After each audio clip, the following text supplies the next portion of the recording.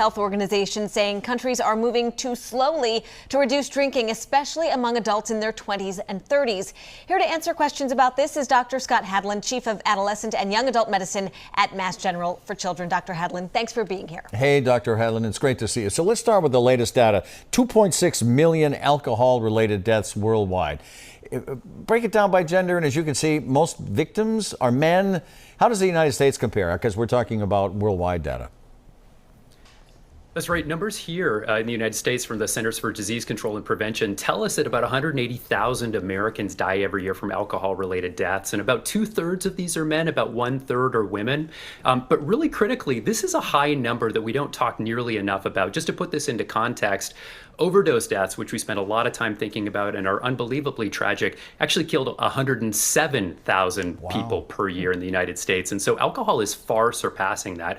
And I think part of the reason we don't talk about alcohol a lot is that many of the causes of death from alcohol are sort of slower and build over time as people are drinking. This includes things like liver disease, liver cancer, other types of cancer, heart disease, stroke, things that really take time to build.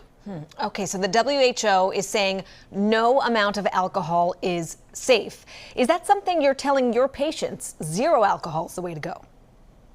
That is something that I'm telling them. And let's be clear, this is a big departure from some of the recommendations that we've had in recent years. You know, I think we often have sort of thought of having a little bit of alcohol, say that glass of red wine with dinner, as being potentially healthy. Well, the World Health Organization and other researchers have really taken a close look at this. New data have come out and shown that really there probably is no level of alcohol drinking that is healthy. And so I'm absolutely talking to young people about it. And of course, because I'm caring for teenagers and young adults and college students, I'm also thinking really acutely about, trying to minimize risk of alcohol-related injuries like drinking and driving. And as we head into the summer, thinking about biking injuries, ATV injuries, drowning, and the like.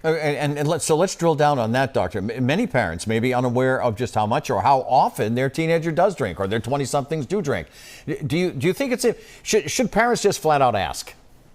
Yeah, parents should ask. And when they do this, remember that probably most young people don't want to be immediately forthcoming about this. And so the best way to approach this is really from a place of curiosity and from respect, and, not finger wagging the teen or young adult, but actually sort of asking them because you want to know and because you're putting their health front and center. And so, I encourage parents to ask. If they don't feel comfortable asking about what their young person is doing, they might ask about what their peers are doing. What are they seeing among their friends, as a way to sort of enter into the conversation. Remember, too, that alcohol use in our society, in TVs and in movies, especially binge drinking, is often glorified. Think about the movies that we see of college students doing keg stands and the like, right? So sometimes a parent, or in my case, a doctor, might be the only person making a clear recommendation to a young person that they should really cut back and reduce the amount that they're drinking for their health. Okay, Dr. Scott Hadland, thanks as always for being with us. Great to see you, Doctor. Have a great weekend.